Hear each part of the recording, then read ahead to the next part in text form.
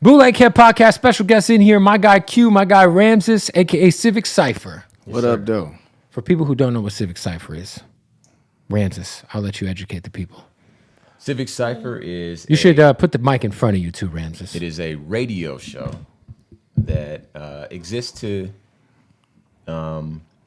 give the hip-hop community a little bit more insight into the goings-on politically in this country and to give a voice to the activist element that moves to create a better day-to-day life for Black and brown, marginalized, impoverished communities, et cetera.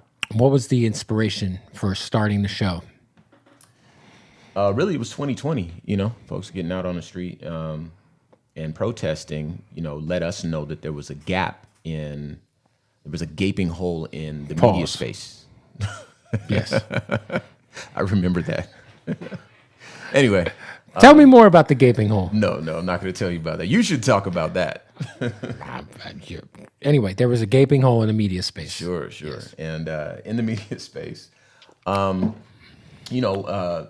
we are both DJs and broadcasters. I'm talking to you like you don't know this, but you got to tell everybody else. For people who don't know, Ramses is like my best friend in the entire world. Best man at my wedding. Yes. Yes. I've known Kevin since he was 3 years old. Yes. Yeah. So the reason Bootleg Kev is all into hip hop. This is true. It's all him. It's all his fault. It's literally his fault. Yeah. It's his fault.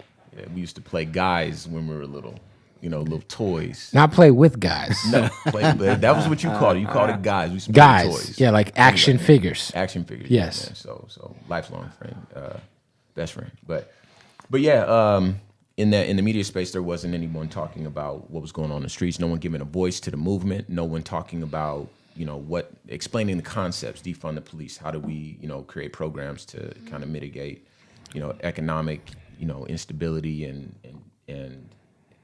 bring just an activist element to the airwaves. We was just, if you would have turned on the radio at the time, it was just rapping and dancing and singing and fashion and it was just very like obviously in radio there's not a lot of time or space to really dive into those conversations right. And outside of surface level things. Right. And so that's exactly what we pushed back against because it's one thing. Q says it a lot better, but I'll try to get you started. It's one thing to profit from Black culture because a lot of folks at the top, they didn't really look like the community whose culture. Mostly nobody at the top. There you go. Mostly, exactly. So a lot of them people were benefiting from it, but they didn't really have a vested interest in whatever outcomes took place on the street, and we fought against that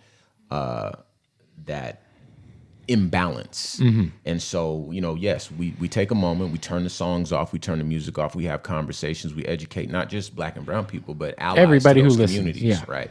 Anybody who listens to hip hop, we figured they can be an ally to Black and brown communities. They need to understand the conversations, the struggles, the challenges, and then by having those conversations long form in spaces where people are, because it's hard for folks to seek out programs like ours.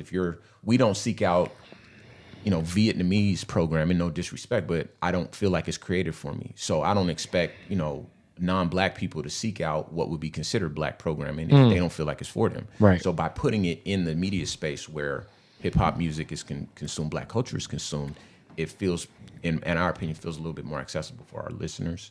And so this is how we've been able to connect with, radio stations around the country, listeners around the country. It's also available in podcast form, right? Sure, absolutely. Yeah. Absolutely. So, we've been doing that. We've been doing, and then since then, of course, the Black Information Network, which is a subsidiary of iHeartMedia, has reached out and they've kind of tapped on us to kind of expand the show. Mm-hmm. And then I do a podcast for them as well. So it's been a wild ride, but we're making some progress.